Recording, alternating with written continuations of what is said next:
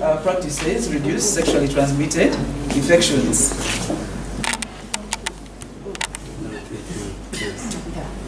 So our intended audience here is secondary school teenagers in Wakiso district. Why we chose Wakiso district is that some recent data shows that there is a high prevalence of sexually transmitted infections among teenagers, especially in Wakiso district. Our intended purpose mainly is to impart knowledge on safer sex practices with an intended outcome of hopefully to reduce sexually transmitted infections in this population. We hope that since these are teenagers, they usually love videos and drama, we can send the message to them by using videos, drama. Maybe we could also do brochures, and then peer role models. In other words, you get focus group discussions with a few of their peers that they respect, that are popular, and then they can send a message right to them, and they can get the message well. We hope that with all these methods, we could need resources like script writers, drama groups, we could have coaches for the drama, we could need the stages, projectors, the screens for the videos. And for the M&E, for example, if it's drama and video, we hope that after a drama session or a video, you could actually just ask questions immediately. What have you understood from this video? Or what did you hear actually? What did you hear? And then they can give you their feedback immediately. And then the other thing, since one of the outcomes reduce STIs, usually it's the school nurses that usually bring up these complaints that I'm getting a number of cases of STIs. It's a big problem in our school. You may want to look at that before and after. So just go to the nurse for that one, and they will give you whether the number of cases of STIs have reduced since you are there, maybe the last 2 months, or they're actually increasing, or it's the same thing. Maybe the last thing that was not put here was the challenges. We thought that since we're talking about safer sex here, the message may be misinterpreted, that maybe you're promoting sexual behavior. That's one of the other first challenges we thought about. And also resistance from the society. Even the teachers may say no, maybe first inquire from the parents, but before you bring that message to the students. So there may be some resistance from the community. That is what we have. So before you finish, how do you want to handle that challenge? Because you must predict it and inbuild certain things in your plan to handle it. For the resistance, I think for the resistance, we may just want to first talk to the teachers, actually first convince them that this is actually a problem and we need to address it. If they think, if I talk to the parents first, they want to get some parents, involve some parents, or even sometimes they usually give them circulars to go home and get consent from the parents to actually attend a specific session. If majority of the parents are not okay with it, they may not want to go on with that. But if they're okay with it and you've convinced them, maybe you can go on with it. So you notice that because of that challenge, it is impacting your audience. You have to add another audience. You've added teachers, you've added parents as your audience for you to be able to mitigate that challenge. Yes.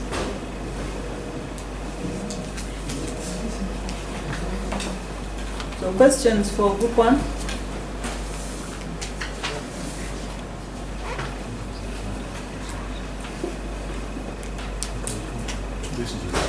Yes, Beatrice. Why did you choose the topic as "Are you ready for an STI"? Is the message that we get? Actually, that one is like a catchy phrase. It's something you'd want actually to put as a heading on one of the brochures. Yes, like a slogan. Yes, but then to me it seems like those methods are going to promote, enhance someone getting an STI. If you say, "Are you ready for an STI?" then put these methods down. Before I even go down to read what is below, but it's like, "Are you ready for an STI?" Yes, I am. This is what I should do. That's why we thought the message may actually, this was the first challenge we thought about, maybe misinterpreted because of that. And we brought this slogan in order to push the problem to them, so that they begin thinking about this as a problem that they need to deal with, instead of us coming to them and saying this is the problem and filling them with stuff. So this provokes them to stop and think. So because of that challenge, and you think they might misunderstand you, who are you delivering this message? Are you the teacher? Are you the parent? Or are you the school doctor? That might also affect the way they receive your message. Who is the best person to deliver that kind of message to the teenagers?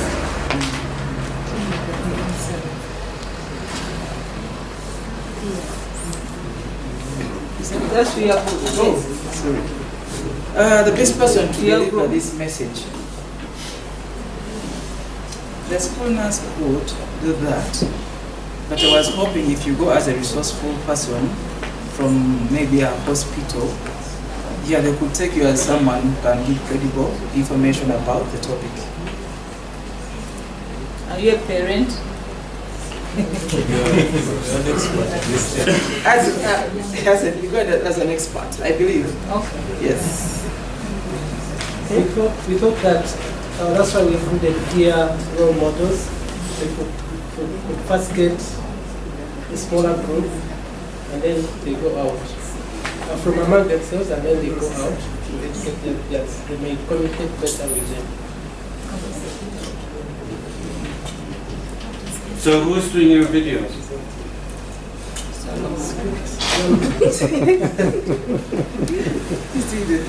They just magically appear? We just missed it among the resources. Oh, Yes. okay. And what's the content of your videos? Stories, maybe teenage stories, both positive and negative. So what do the stories Like the- tell? Either girls or boys stage giving their experiences of the positive ones, like they avoided how they benefited, or for those that actually caught STIs, how it affected them.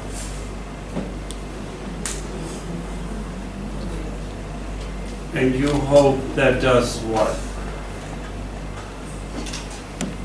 It causes them to reflect on their own behaviors, or to see the stories in the videos might represent a girl or a boy who is like, I kept on mentioning girl, and this group was saying it doesn't only happen among girls. But if you see a story that seems to be like the story that you might take if you did a certain actions, then it sort of plants a message in you, and you say, oh, am I going to end like this? So it helps you to reflect, and then it equips you with the options, because in the video you will have all these options and different experts talking. So lots of knowledge gained and options to act. What do you want the teenagers to do? So our purpose. Our main purpose is to empower them with knowledge, which can help them make better decisions if they find themselves in such a situation. So the immediate is really to impart knowledge in them. What's a better decision? Safer sex. Either they delay, What is safer sex? the delay of age of onset of sex, and choosing to use condoms if they get involved. They get STIs to get treatment, which is a package. That's as far down as your message has to go. Yeah. Because that is the first outcome, is behavior. You said in the beginning you wanted to change behavior. Just telling somebody that it exists. When you smoke, you get lung cancer. Half the world still smokes. They put it on the cigarette boxes, the lung cancer, the ugly pictures. They still smoke. Yeah. So you have to reach the level that your audience, whatever your audience is, feels meant, and they feel really empowered to change. Yeah. Just telling them that something exists. The news tells us every day that there's an earthquake here and a war there, and people run away from that country and they arrive in that country, and it makes us change very little. Yeah. We don't suddenly sit at home and write checks to faraway countries that are in desperation. Yeah. So this has to hit me, and so I know you really want me to use a condom.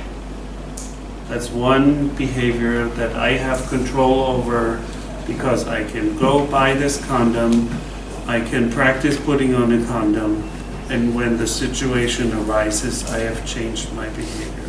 That's as many steps as it actually takes to change behavior. Yeah. Only to tell somebody use a condom. A 13-year-old may ask you, how do you use a condom? Yeah.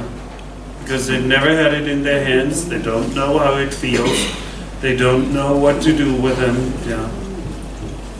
So, and that's how many 13, 14, 15-year-olds cause pregnancies and have pregnancies. Yeah. PhD student of mine, she did a study with 490 school children, and they have in Thailand something, a behavior that's called one-up. So if I have sex with one person and you're belonging to my peer group, I will compete with you and have sex with 2 people at that day, because then my status is higher than yours. Yeah? And because we have social media, this is very easy. They text each other, and it's very easy to do this. Yeah. So, and these were 15, 16, 17-year-olds. Yeah. So they're all, their parents had no clue that they texted each other. My parents are gone for 2 hours. We can meet at my house. Yeah. So that is the reality that you're looking at when you're talking about sex. That every parent will swear their adolescents never think about it, never do it, and have no experience. And it's a big fat illusion. Yeah. No matter how upset they are that they think about it and never do it, and then it still happens. And the STI rates just show that it's the opposite. Yeah. That adolescents have sex. That's the time to explore sex. That's when your body comes into sexual fruition, so they're curious. Yeah. The more you make this a mystery, the more you create fascination about it. So they have a stronger drive to try it. Because then they're in the in crowd. They're not in the out crowd that has no experience. Yeah. So it is, but that message that you create needs to answer all of these things. Yeah. So what Damali said is really important. You also have 2 other audiences. Maybe a parent meeting is more important that you present the facts and say, this is what reality looks like. Yeah. This is how many adolescents in Uganda have sex. So guess what? Big news. Most likely one of yours will have 2. Yeah. And here are the consequences of that they have sex. And please allow us to work with your adolescents so that they know what they need to do to not end up being one of the statistics. Yeah. So again, now you're bringing it home to the parent again. And that's why this is a message of, are you ready for an STI? Are you ready as a parent to deal with an STI in your adolescent? Yeah. It's a rude awakening. Yeah. And usually they can't hide this from their parents when they're diagnosed with an STI, because somebody has to pick up the prescription. Yeah.